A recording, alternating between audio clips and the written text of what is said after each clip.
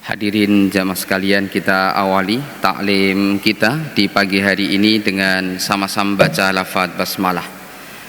Bismillahirrahmanirrahim. Uhayyikum tahiyatan islamiyatan atiratan min indillah. Assalamualaikum warahmatullahi wabarakatuh. Alhamdulillahirabbil alamin. Alhamdulillahilladzi khalaqal mauta wal hayata liyabluwakum ayyukum ahsanu amala wa huwal azizul ghafur. Asyhadu an la ilaha illallah wa asyhadu anna Muhammadan abduhu wa rasuluh. Sallallahu alaihi wa ala alihi wa sahbihi wa man tamassaka bi sunnatihi ila yaumil qiyamah, amma ba'd. Hadirin mukarramin, as-saimin as-saimat yang saya muliakan, mari kita niatkan di pagi hari yang berkah ini niat i'tikaf di Masjid Al-Hidayah, karena para ulama mengatakan i'tikaf yang tersingkat adalah kita niat masuk masjid, kemudian kita niat sampai kita selesai mengerjakan amalan-amalan ibadah selama ada di masjid, maka itu akan dicatat sebagai i'tikaf. Kita kajian kita insya Allah sampai syuruk, maka kita niatkan i'tikaf ini sampai syuruk. Syukur-syukur ada yang melanjutkan i'tikaf di waktu-waktu yang lebih lama lagi. Hadirin jamaah sekalian yang dirahmati oleh Allah Subhanahu wa taala, tema kita di pagi hari ini adalah semangatlah separuh Ramadan telah meninggalkan kita. Bahwa Ramadan disebutkan di dalam Al-Quran tepatnya pada ayat 184, ayyamam ma'dudat, yaitu hari-hari yang terbatas. Para ulama mengatakan al-ma'dudat ay fi syahri Ramadan. Ini adalah jumhur ulama, bahwa Ramadan ini amat sangat terbatas sekali. Oleh karena itu hari ini kita akhirnya sudah berada di lebih pertengahan bulan Ramadan, merupakan karunia dan nikmat yang luar biasa untuk kita. Tetapi pada saat yang sama menjadi sebuah pelajaran penting bagi kita, yaitu bahwa betapa cepatnya hari-hari dunia ini berlalu dan pergi. Begitu cepatnya situasi dan kondisi dunia ini berganti dan berputar. Itulah Al-Quran mengatakan wa tilkal ayyamu nudawiluha bainan nas, bahwa cepatnya hari inilah bergantinya siang dan malam. Itu pun juga akan berganti kekuasaan, dipergilirkan oleh Allah Subhanahu wa taala. Jadi kekuasaan yang ada di dunia ini dipergilirkan oleh Allah Subhanahu wa taala. Kita dahulu mengenal ada Bizantium Romawi, kita dulu mengenal ada namanya Persia, kemudian dipergantikan oleh Allah, yaitu kekuasaan Islam yang membentang dari timur sampai barat, dan itu ribuan tahun. Nah, itu insya Allah kita pun juga akan mengalami itu. Dulu masa kejayaan mungkin di antara kita sudah ada, sekarang dipergantikan. Hadirin yang dirahmati oleh Allah Subhanahu wa taala, ayyamam ma'dudat, yaitu dalam beberapa hari yang tertentu yang amat sangat singkat sekali. Ramadan kita masih teringat mempersiapkan diri kita tarhib Ramadan. Tiba-tiba sudah datang awal Ramadan. 1 pekan Ramadan, 2 pekan Ramadan, bahkan sudah setengah bulan lebih kita menjalani Ramadan. Rasanya kita belum lama gegap gempita membahas bagaimana kita menyambut bulan Ramadan, bagaimana menyiapkan Ramadan, dan hari ini kita telah berada di pertengahannya, bahkan lebih. Hari ini lebih dari separuh Ramadan telah pergi meninggalkan kita, hingga nanti hari berganti hari dan kita dikejutkan karena kita telah berada di akhir Ramadan. Bulan Ramadan akhirnya pergi lagi dan Syawal pun hadir dalam hidup kita. Hadirin yang dirahmati oleh Allah Subhanahu wa taala, seluruh hari-hari Ramadan adalah rahmat. Ini ingin kami sampaikan bahwa hadis yang berkaitan tentang pembagian Ramadan di awalnya itu adalah rahmat, di keduanya itu adalah ampunan, dan ketiganya idkun minan nar. Hadisnya dari segi sanadnya itu dhaif. Namun yang benar adalah seluruh hari-hari Ramadan adalah rahmat. Seluruh hari-hari Ramadan itu adalah ampunan dan juga pembebasan dari neraka Allah Subhanahu wa taala. Setiap hari Ramadan adalah hari-hari kebaikan yang berlimpah. Maka maksimalkan kita memohon dan meminta kepada Allah Subhanahu wa taala. Kalau kita saja malas memohon kepada Allah, Zat yang Maha Kaya Raya, Zat yang memberikan semua fasilitas yang kita dapatkan, itu milik Allah semuanya. Mata kita milik Allah, telinga kita milik Allah, tidak ada yang milik kita sama sekali. Makanya nanti ruh kita naik oleh Allah Subhanahu wa taala, dicabut dari raga kita itu. Makanya kita mengucapkan innalillahi wa inna ilaihi rajiun. Kemudian jasad kita diserahkan lagi keluarga kita. Ruh kita naik, kalau diterima oleh Allah Subhanahu wa taala maka menjadi husnul khotimah. Namun kalau enggak diterima oleh Allah Subhanahu wa taala menjadi su'ul khotimah, yang dalam konsep Islam itu tidak diterima oleh langit, keliling itu ila yaumil akhir, sampai hari kiamat. Tapi kalau yang diterima oleh Allah SWT nanti dimandikan oleh para malaikat ruhnya itu, sedangkan jasad kita dikembalikan ke keluarga dan juga dimandikan oleh keluarga kita. Maka separuh Ramadan yang masih tersisa, tidak nyampe separuh ya, menjadi bagian terbaik dari bulan Ramadan, apalagi akhirnya ya. Bagaimana tidak pada separuh Ramadan yang tersisa nanti kita semua berpeluang berjumpa dengan semulia-mulianya malam, yaitu Lailatul Qadar, malam kemuliaan. Kenapa disebut Al-Qadar? Al-Qadar bermakna ad-dhayiq. Lailatul Qadar itu juga artinya menyempit. Kok menyempit?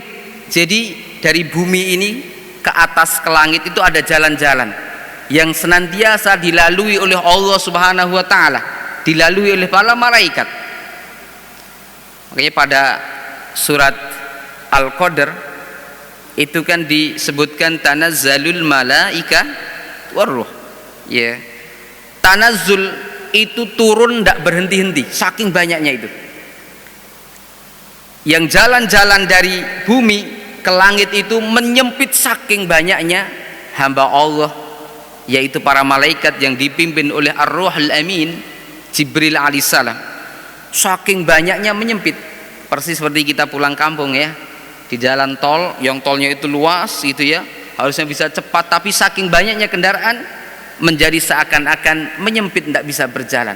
Saking berduyun-duyunnya itu malaikat, saking mulianya. Hanya orang-orang yang faham akan Lailatul Qadar, maka dia akan mengatakan tidak akan pernah meninggalkan masjid sampai pintu gerbang langit dibuka oleh Allah Subhanahu wa taala dan kita berjumpa mendapatkan Lailatul Qadar. Sebuah malam yang nilai ibadah dan amal salehnya itu sama dengan 83 tahun lebih 4 bulan fi syahr. Jadi kita membaca Al-Quran, hadirin sekalian, itu setara dengan 83 tahun lebih 4 bulan tanpa henti. Kita sholat tarawih, kita sholat witir, kita nyumbang, kita berinfak gitu ya, itu terus menerus itu. Tidak nyampe 1 hari, hanya 1 malam saja itu ya. Ini luar biasa di akhir Ramadan itu. Makanya kita harus tahu paruh Ramadan akhir Ramadan ini juga menjadi momentum paling penting dalam perjalanan Ramadan kita, karena semua proses amal itu sangat bergantung bagaimana kita mengakhiri dan menutup amal tersebut. Rasulullah SAW bersabda ini dalam sabda yang diriwayatkan oleh Imam Bukhari dan Imam Muslim, muttafaqun alaih, innamal a'malu bil khawatimi, amal-amal itu hanya bergantung pada akhir dan penutupnya. Maka kita tahu bahwa Ramadan ini dilombakan oleh Allah Subhanahu wa taala. Ada di awal-awal Ramadan peserta kontestan perlombaan itu yang luar biasa itu. Grafiknya luar biasa, cepat. Baca Al-Qur'annya langsung beberapa juz, hanya beberapa hari. Padahal 1 pekan langsung sudah sekali hatam. Masya Allah. Saya punya santri 3 hari sekali hatam, 3 hari sekali selesai, 3 hari sekali selesai gitu ya. Mungkin di antara kita ada juga yang mengamalkan seperti itu, tapi ada juga di antara kita mungkin yang belum selesai surat Al-Baqarah saja belum selesai ya, padahal Ramadan ini dihitungnya adalah di akhirnya. Jangan khawatir yang belum selesai, karena di akhir para kontestan itu pasti ketika sudah masuk ke dalam grand final. Kalau kita lihat memang dalam sebuah pertandingan itu ada namanya babak semifinal. Kontestannya masih banyak jamaah sekalian. Setelah itu babak berikutnya masuk ke dalam babak apa? Kan penyisihan dulu ya, babak penyisihan, setelah itu babak apa? Semifinal, baru masuk ke babak final. Babak final inilah dikatakan yaitu apakah dia akan juara atau tidak. Para juara itu pasti akan mengerahkan semua kemampuan yang ada ketika sudah masuk ke babak final. Apa yang dia miliki, pokoknya dia akan menjadi yang terbaik, akan menjadi pemenang, akan paling banyak mengumpulkan medali. Innamal a'malu bil khawatimi, amal-amal itu hanya bergantung pada akhir dan penutupnya. Nanti kami akan sampaikan hadis Rasulullah Shallallahu Alaihi Wasallam. Ada amal-amal yang hampir saja menjerumuskan dirinya untuk masuk ke dalam neraka, hampir saja, tapi ternyata di akhir-akhirnya dia menjadi ahli surga. Begitu juga dia melakukan amal-amal ahli surga, dilakukan tuh amal-amal ahli surga seakan-akan memang dia ahli surga, tapi di akhirnya dia mengamalkan amalan-amalan ahli neraka, akhirnya dia masuk neraka. Naudzubillah, tsumma naudzubillah min dzalik. Hadis ini menunjukkan kepada kita fakta penting bahwa nilai semua ibadah, kebaikan dan amal saleh kita sangat bergantung dengan bagaimana kita mengakhirinya.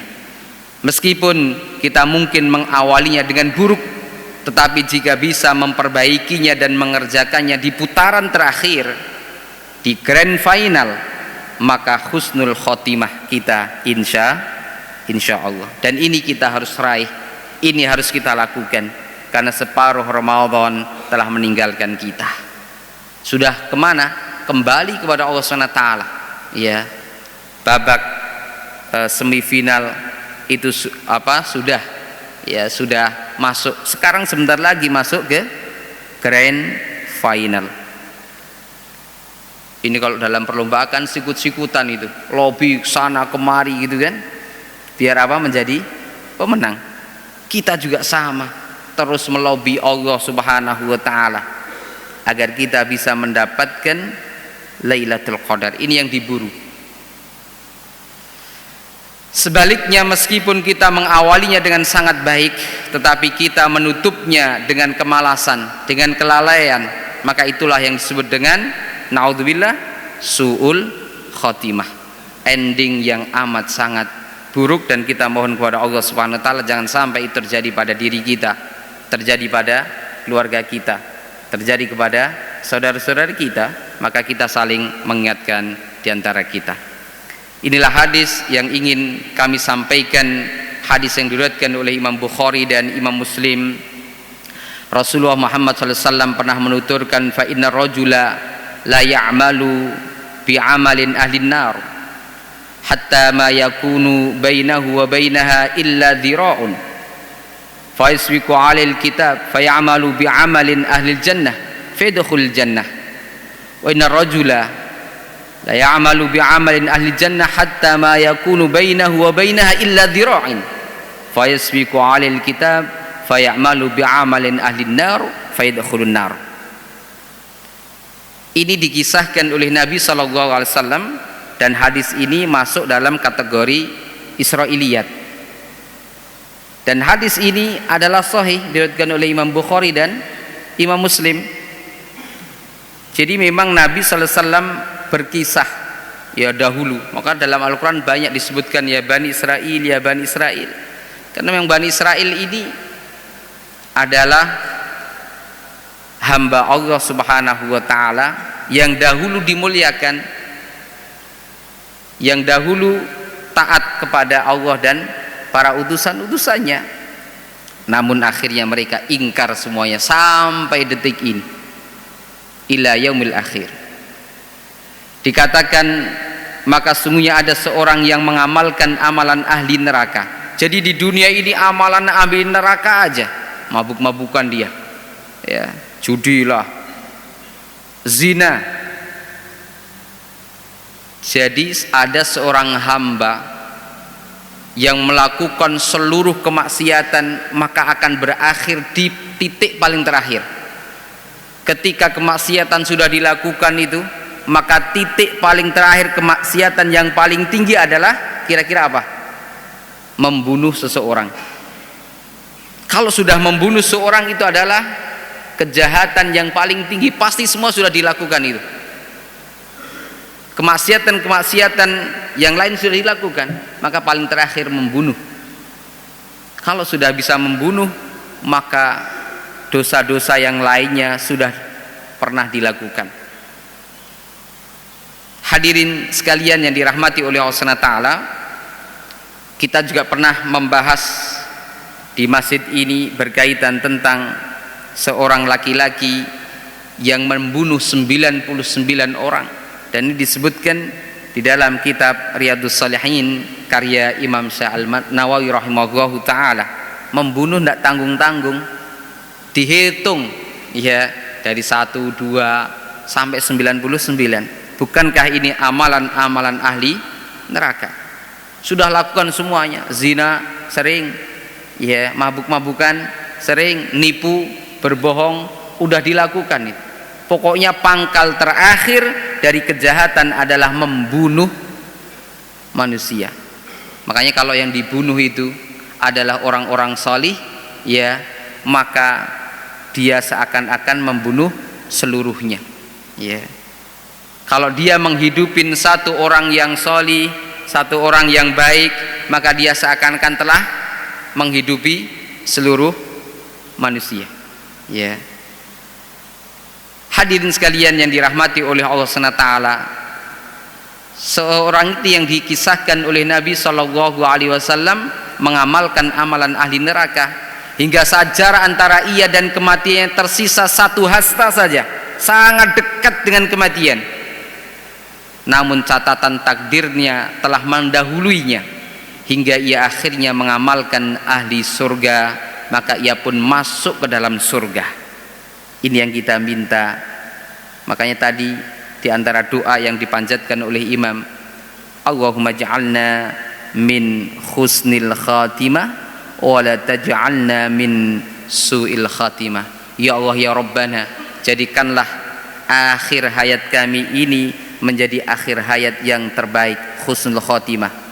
Wa la taj'al fi umurana, ya Allah jangan jadikan sisa-sisa usia kita fi akhiriha sul khatimah, di akhirnya menjadi yang buruk, ini celaka. Makanya satu lagi digambarkan oleh Nabi sallallahu alaihi wasallam, sementara ada pula orang yang mengamalkan amalan ahli surga, terlihat dia Masya Allah, ya, melakukan amalan-amalan kebaikan. Tidak ada dalam pikiran orang-orang yang melihat perangainya, akhlaknya, oh ini ahli neraka. Kebaikannya luar biasa itu, di mana-mana itu. Yuk kita introspeksi, jangan sampai naudzubillah min dzalik ini terjadi pada diri kita dan keluarga kita. Sudah melakukan amalan-amalan ahli surga ini di dunia ini, sampai tidak ada satupun orang yang mengatakan bahwa dia bukan penghuni neraka. Namun Rasul sallallahu alaihi wasallam mengkisahkan hingga saat jarak antara ia dan kematian hanya tersisa 1 hasta, namun catatan takdirnya telah mendahuluinya, maka ia mengamalkan ahli neraka. Naudzubillah min dzalik. Ini mengerikan betul. Ketika kita sudah menghimpun aneka macam amal salih yang membumbung tinggi di catatan-catatan illiyin, bahwa kita punya rekening khusus namanya apa? Illiyin, disimpan oleh Allah SWT di langit amal-amalan kita ini Allah badikan dalam surat Al-Mutaffifin dari ayat yang ke-16, 12 terus sampai ayat 18. Itu Allah sebutkan itu, bahwa kita punya catatan rekening namanya apa? Illiyin, disimpan oleh Allah di langit. Illiyin itu dari kata ala itu, ya, yaitu di langit. Semua amalan-amalan kita yang diterima oleh Allah itu namanya mi'raj, akan mi'raj, naik ke langit sama sekalian. Itulah yang dilambangkan oleh Nabi SAW, Nabi mi'raj, maksudnya naik menghadap Allah Rabbul Alamin tanpa satupun yang mendampingi Nabi SAW saat berhadapan dengan Allah SWT. Hatta Jibril alaihissalam mengatakan, ya Rasulullah, engkau menghadap Allah sendiri, gitu ya. Jadi kalau kita sedang sholat itu harus mi'raj, amalan-amalan sholat kita mi'raj, ibadah-ibadah kita harus mi'raj, naik maksudnya. Nah, kalau sudah naik maka masuk ke dalam rekening namanya illiyin. Tidak mungkin salah itu. Nama kita, nama di rekening itu tidak mungkin salah. Nah, rekening illiyin ini bisa hancur, bisa berantakan, bisa hilang saldonya ketika tidak dirawat. Merawatnya dengan 2 cara. Ini perlu dicatat dan perlu kita ingat. Karena rukun dari diterimanya amal, syarat diterimanya amal itu sepakat para ulama 2. Yang pertama al-ikhlas, ya, ikhlas kepada Allah Subhanahu wa taala. Wa ma umiru illa liya'budullaha mukhlishina lahuddin. Tidaklah kalian diperintahkan kecuali hanya untuk beribadah kepada Allah SWT mukhlisin. Mukhlisin itu memurnikan ketaatan kita kepada Allah SWT. Namanya purifikasi, dimurnikan. Jangan sampai sedikit pun melakukan amalan-amalan nih ahli neraka itu. Di antaranya amalan ahli neraka itu apa? Syirik. Syirik apa? Asyirkul khafi. Ini yang kita tidak tahu ini, syirkul khafi. Yaitu syirik yang kita tidak mengetahui, namanya khafi, ya, tersamarkan, sangat tipis sekali itu, bahkan kita tidak sadar itu. Itulah yang disebut dengan syirik kecil. Apa syirik kecil? Ini kita punya potensi semua loh jamaah sekalian. Syirik kecil ini yaitu adalah riya. Nabi sallallahu alaihi wasallam bersabda, akhwafu ma akhafu alaikum asyirkul asgar. Qalu ya Rasulullah ma asyirkul asgar? Qala ar-riya. Gitu. Yang paling aku khawatirkan dan takutkan atas umatku, kata Nabi sallallahu alaihi wasallam, adalah syirik kecil. Kemudian para sahabat bertanya, ya Rasulullah, apa yang disebut dengan syirik kecil? Maka Nabi menjawab adalah ar-riya'u. Ingin dipuji orang, ingin dilihat orang, ingin disanjung orang, ingin dihormati orang. Ini kita kan punya potensi seperti itu. Namun ketika amalan-amalan kita nampak kemudian ingin dipuji orang, ingin disanjung orang, dalam hati kita, maka segera kita tepis dan ucapkanlah istighfar, luruskan lagi. Maka Nabi selalu mengatakan di depan para sahabat ridwanullah ajma'in, jaddidu niyatakum, perbaiki terus niat engkau, perbaiki terus niat engkau gitu. Karena terlalu niat kita terlalu nyeleweng, melenceng gitu. Perbaiki lagi kita, istighfar, kemudian kita mohon kepada Allah SWT, luruskan lagi niat kita. Ya. Sekali lagi kita punya potensi ingin dipuji orang, ingin disanjung orang, tapi ketika ada hal dalam hati kita seperti itu, luruskan lagi. Ini sebagai pengingat bagi kita semuanya, jangan sampai rekening kita yang disebut dengan Illiyin atas nama kita ini saldonya berkurang. Ya, celaka kalau sampai saldonya habis, masuk ke dalam rekening yang satu lagi, namanya apa? Sijin. Ya, sijin itu disimpan di bawah bumi oleh Allah SWT, itu melambangkan kehinaan. Kalau Illiyin disimpan di atas, menandakan bahwa kemuliaan. Ya, lawannya adalah namanya sijin. Ya, sijin itu dari kata sajana, dipenjarakan, ya, dihinakan, di bawah maksudnya. Nah, gitu. Jangan sampai hadirin sekalian. Nah, ini riya itu jangan sampai ada pada diri kita. Walaupun kita punya, segera tepis dan juga luruskan niat kita.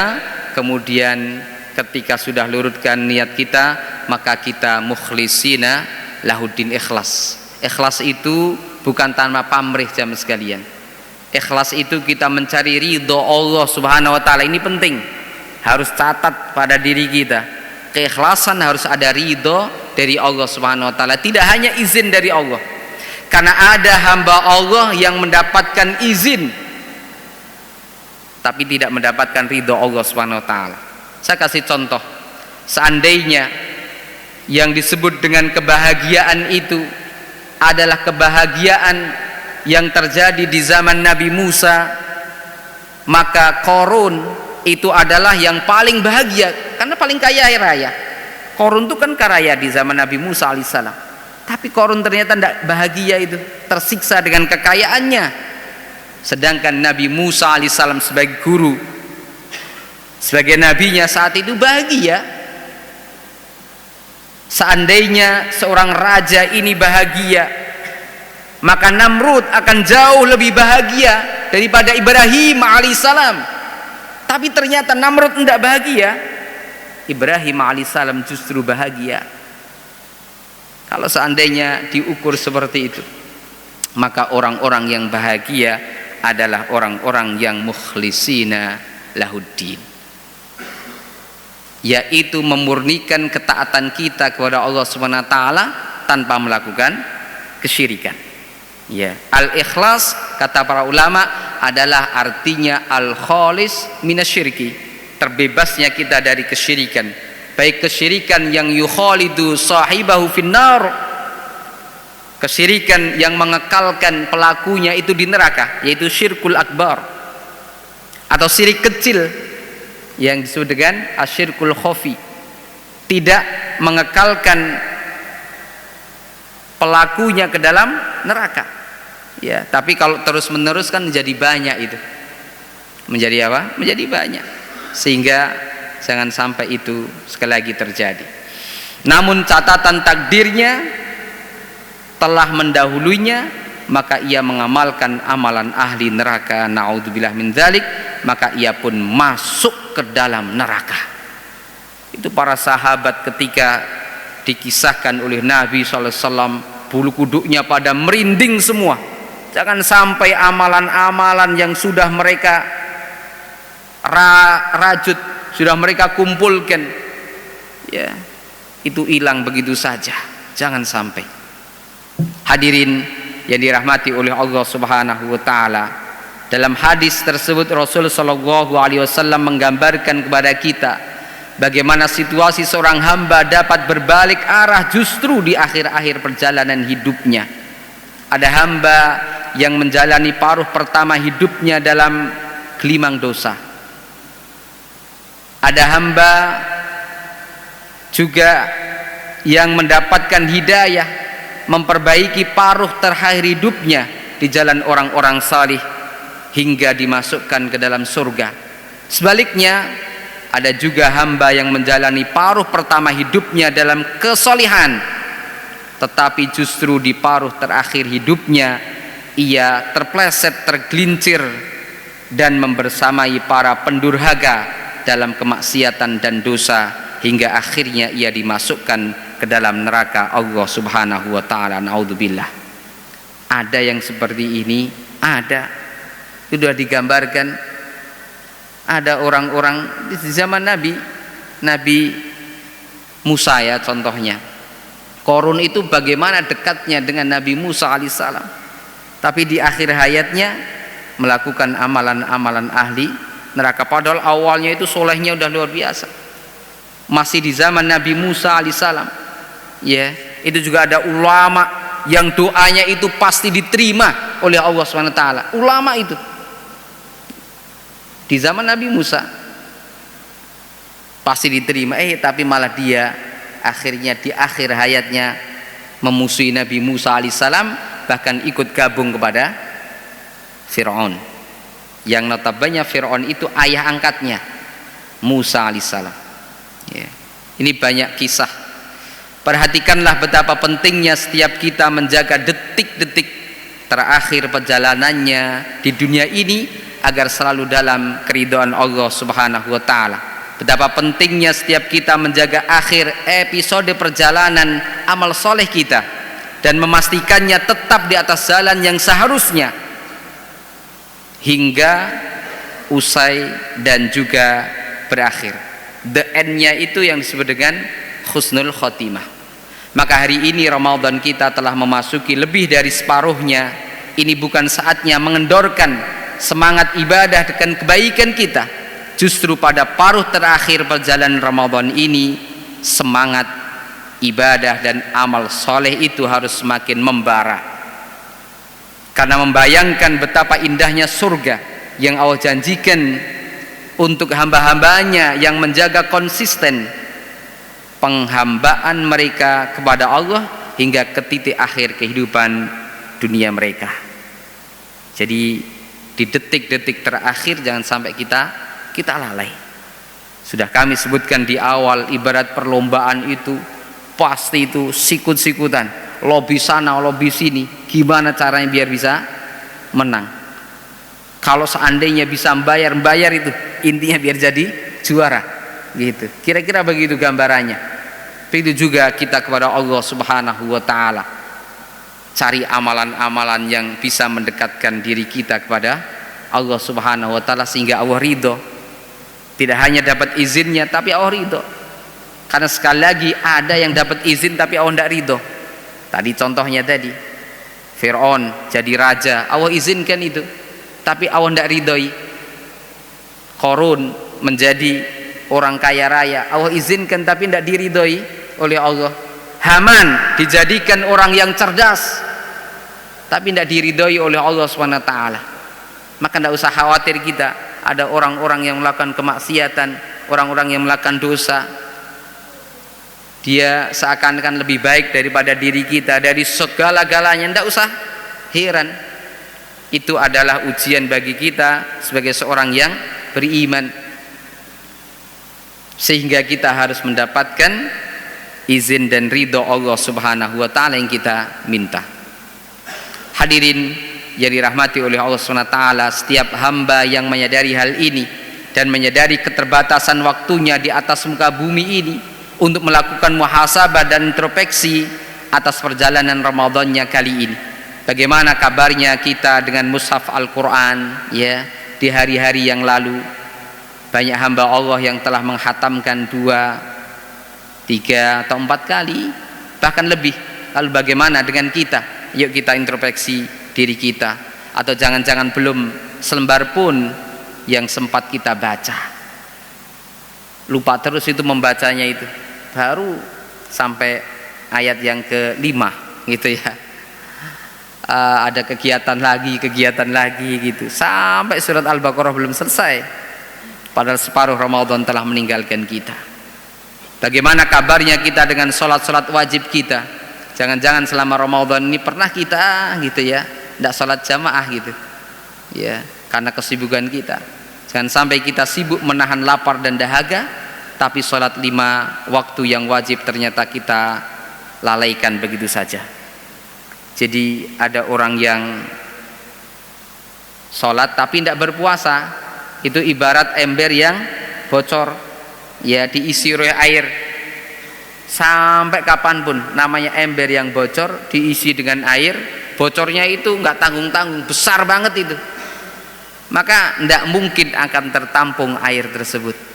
Jadi ada orang yang puasa tapi tidak sholat, maka seperti ember bocor yang terus ya ingin menampung air, tidak ada gunanya. Atau sebaliknya, ada orang yang sholat tapi tidak puasa gitu, maka sama saja. Jamaah hadirin sekalian yang dirahmati oleh Allah SWT, bagaimana dengan sholat tarawih kita? Sholat tarawih kita ingatkan bahwa hadis sahih dari Rasulullah SAW yang disebut dengan man qama Ramadan. Qama Ramadan di sini adalah ditafsirkan diantaranya adalah sholat tarawih ma'al imam fil jamaah, yaitu sholat bersama imam dalam keadaan sholat jamaah. Ini diantara satu perintah dari Rasulullah SAW, man qama Ramadan imanan wahtisaban ghufira lahu ma taqaddama min dzambi, yaitu melaksanakan sholat tarawih dan witir secara berjamaah bersama imam, sehingga pahalanya orang yang sholat tarawih dan juga sholat witir bersama imam, dia telah melaksanakan ya sholat 1 malam penuh. Allah Akbar. Mau 23 rakaat atau 11 rakaat, ikutin saja. Jadi jangan sampai kita pergi, kita datang di satu tempat, ternyata dia imamnya melaksanakan 11 rakaat, ikuti 11. Oh ternyata dia melakukan 23 rakaat, ikuti 23. Itu yang disebut dengan man qama Ramadan imanan wahtisaban.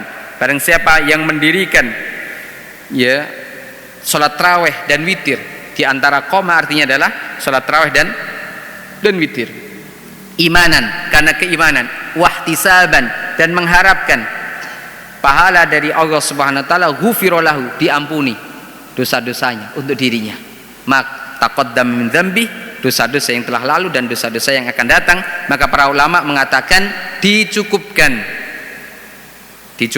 ya untuk sholat khusus Ramadan, sholat tarawih dan witir, karena dia telah melaksanakan 1 malam penuh.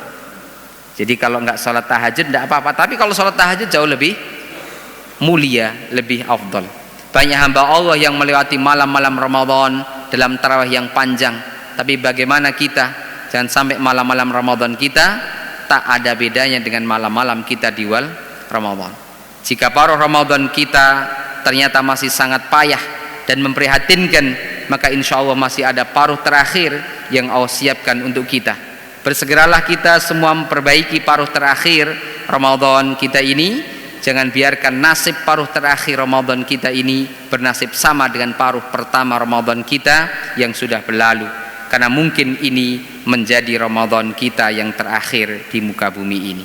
Hadirin yang dirahmati oleh Allah Subhanahu wa taala, pasti penyesalan akan datang di akhir cerita. Ini sudah pasti. Sebagaimana Allah Subhanahu wa taala berfirman mengatakan tentang manusia yang lalai semasa hidupnya dan akhirnya dihempaskan ke dalam neraka, wa hum yastarihuna fiha rabbana akhrijna na'mal salihan ghairal ladzi kunna na'mal awalam nu'ammirkum ma yatadzakkaru fihi man tadzakkara wa ja'akumun nadhir, kata Allah fadzuku fama lidzalimina min nasir. Dan mereka para penghuni neraka itu berteriak meraung-raung di dalamnya, ya Rob kami, keluarkanlah kami agar kami dapat melakukan amal solih yang dahulu tidak pernah kami kerjakan. Tapi Allah menjawab, bukankah kami telah memberi kalian kesempatan umur yang cukup untuk mengambil pelajaran bagi yang mau mengambil pelajaran. Maka Allah katakan fadzuku fama lidh-dhalimina min nasir.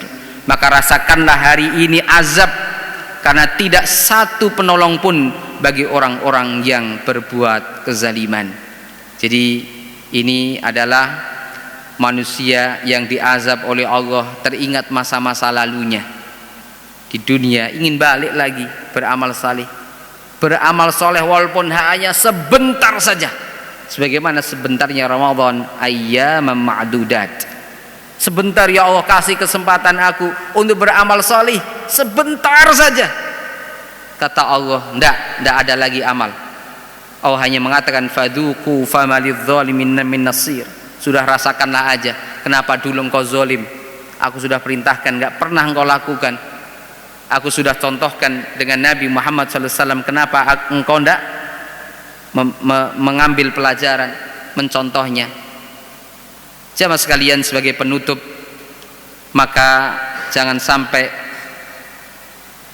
kita sebagai manusia ya tidak pernah memohon kepada Allah Subhanahu wa taala.